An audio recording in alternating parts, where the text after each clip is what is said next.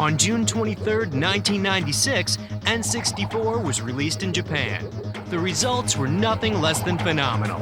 Within hours, over 500,000 systems cleared the shelves.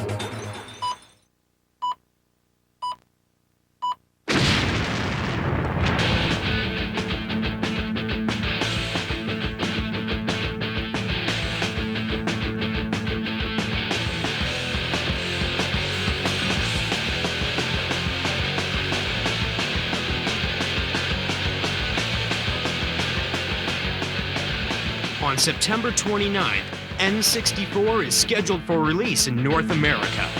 The system is about to change. But before it does, we decided to invite 3 of the best gamers in the country to put it to the test. This is N64.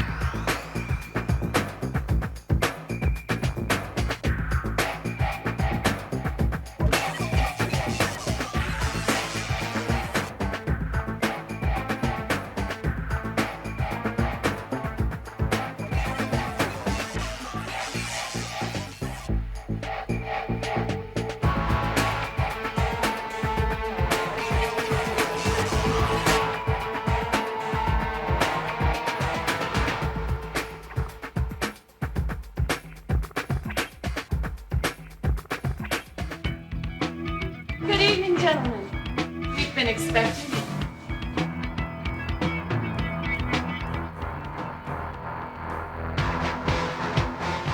This is it, the power of N64, the driving force in the next generation of video games.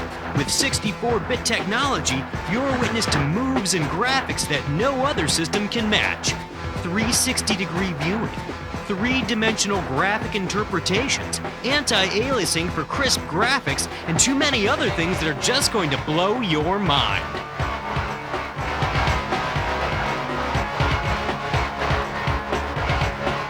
Welcome to N64.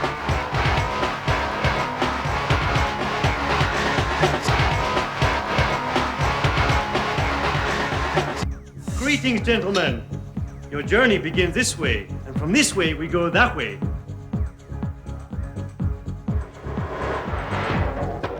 Yo, what is this? Yo, it's kinda dark in here. Okay. Hey guys, how you doing? So, I understand you're here to find out about the Nintendo 64.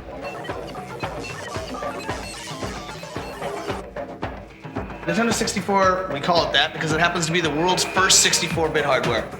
Now, I could go on and on about all the technical stuff, but I think it's easier for me to explain that as I show you the game. Hello! So let me jump into the game. You notice that Mario's standing in this huge field outside of a big castle. Now, if I take the control stick and I just move it a little bit, you notice that Mario will start to tiptoe. If I move it a little bit farther, Mario will start this kind of slow walk. Crank it and he goes full-out sprint. Whip it in circles. Full 360-degree control. 360. And I'm gonna cruise up into this castle, because that's where most of the levels are. Go, little man, go. Whee! What kind of skills do you have, little man? Now that I'm inside of the castle, before I go show you a level, I'd like to show you some of the cool things that Mario can do. Now, I'm sure you've seen traditional Mario games. You know that Mario can do things like climb and jump on enemies, but now Mario's got some stunts. Check out Mario, man, doing those backflips. If I push the Z and then push jump, whee! Mario does a layout double backflip. Awesome. If I run along, push Z, jump, whoa, Mario jumps a mile. Oh, look at that. Did you see him climb? I can get Mario to do things climbing trees. I can get Mario to do things by hanging on ledges. I can do a ton of stuff with Mario. Oh, did you see that? Yo, you see the way he went to that door? No kidding. Here we go!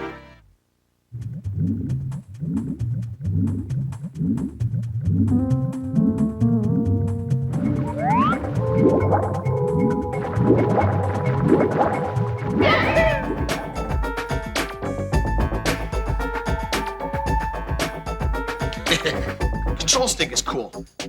It actually allows full 360-degree control. Okay, so I'm gonna cruise along here and jump into this picture. Oops. Hey, how'd you do that? Actually, it was pretty hard. We had a bunch of R&D guys with busted heads. This level's kind of cool because there's swimming levels in the game, there's snow levels, there's other stuff. This level actually involves swimming as well as kind of some traditional platform stuff. However, now it's all happening in a 3D world. That's awesome.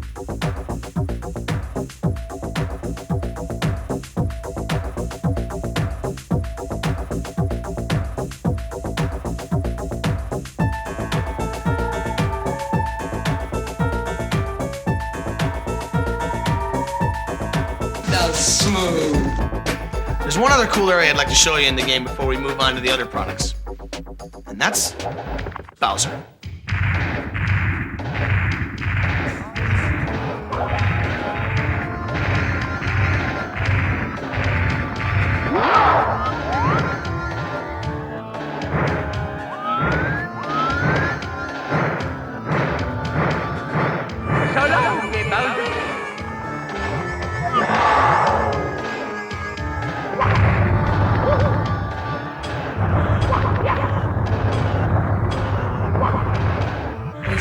This is too cool. Now, I'm not going to go all the way through this level, but I just want to show you some of the cool things you can do in here.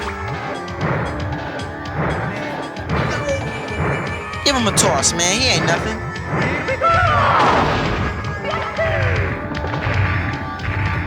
Anyway, I think I could go on for about the next 20 hours telling you about Mario 64, but I think it's time we move on to Armand, who's going to show you Pilot Wings.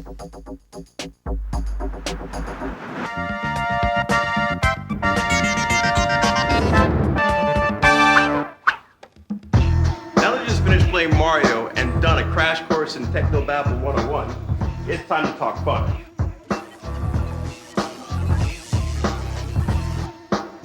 What's really different about Pilot Wings is that you get to deal with more than just airplanes. You've got hang gliders, you've got rocket packs, and you've got gyrocopters. It's the most unique flight simming game you've ever played in your life. When you're playing the game, you feel like that you're actually in the game. For example, in this hang glider level, there's going to be some rings you got to fly through. That's the first part of it. Now you got to be sure that you're making yourself steer really steady because the mountains are in close, okay? Now when you go through all the rings, make sure that you pull the joystick down to swoop your plane upward. Swoop just like that, just like that. When you're going in for the landing, you want to use your A button, or commonly known as the blue button. Use it to slow down speed if you're going too fast. Come in for the landing, and it's an A+ if you hit it right. Yo, this is unreal.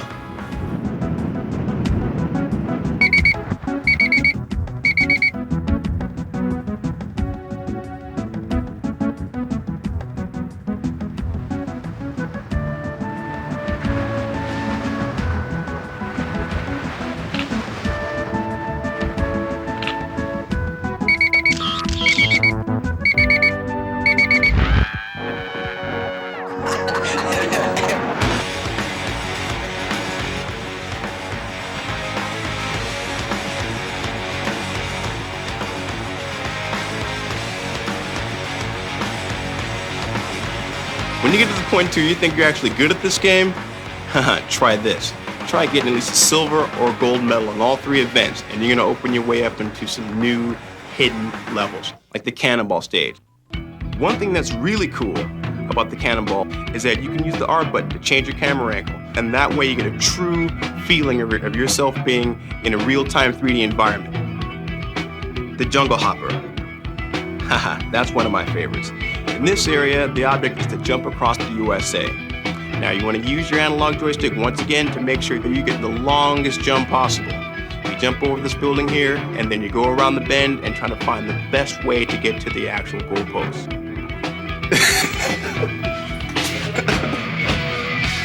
You've still got one more game to play. Shadows of the Empire.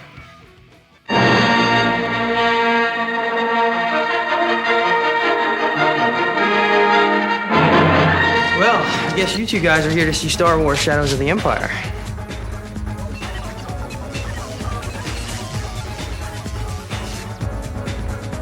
I guess I'll cut to the chase and get right to the game, which is my favorite part. One of the really unique things about Star Wars is that there are several different game types in this game, actually. You fly a snowspeeder over the ice world, you're a guy in a corridor in a maze type level. There he is. You actually fly in a spaceship. You ride a swoop bike, which is kind of like a big speeder bike across the land. And one of the coolest parts in the game that I really like is these big walker guys.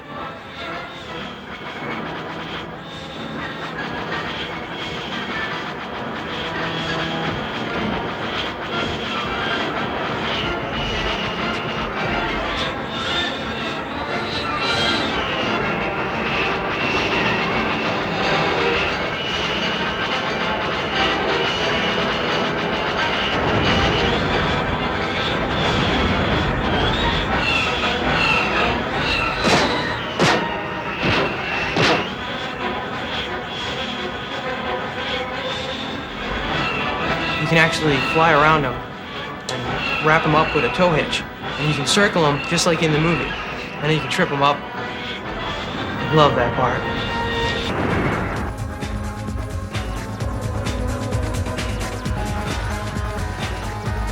The world is in real 3D, so I can look around and go anywhere I want. But I can also aim and shoot up at enemies that are high, low. I can strafe and run and shoot in different directions. You're out there, Henry. I can jump over objects. I can actually duck and fire at some of the stormtroopers. I can get different weapons to fire, the flamethrower to kill these big ice monsters. Okay, this is the flying over the Star Destroyer. And here you actually can zoom in to the cockpit. In every level, there's different views. You can zoom in and out. You can watch the guy from a third-person view, or you can actually watch from a first-person view. Here I have to destroy all these TIE fighters, watch out for asteroids. As you can see, the explosions here are just as good as the other level. Whoa! I just love that part.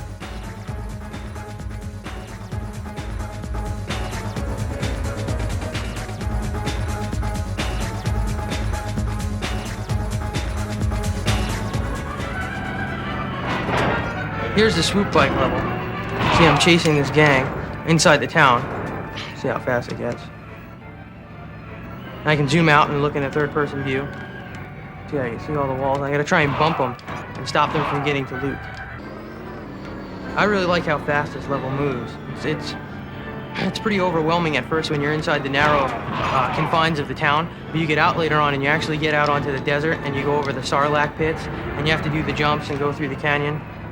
Insane. Here I can go anywhere I want and look at things. I can search the walls and stuff and find hidden items.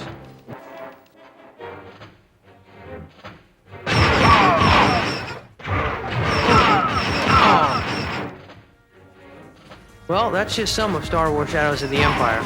Whoa, those are 3 great games. We've only scraped the surface. There's more?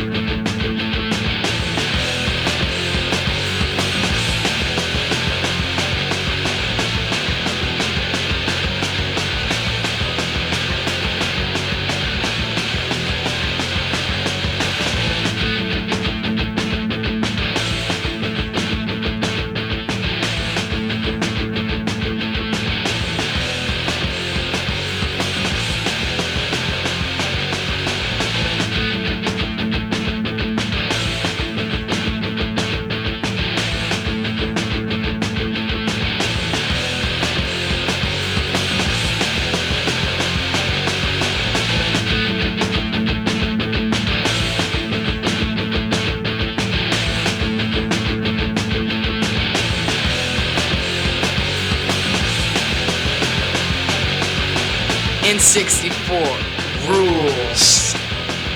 On September 29th, N64 will be released in limited quantities. You know the date, you know the system, you know what to do, you don't want to wait. Change the system.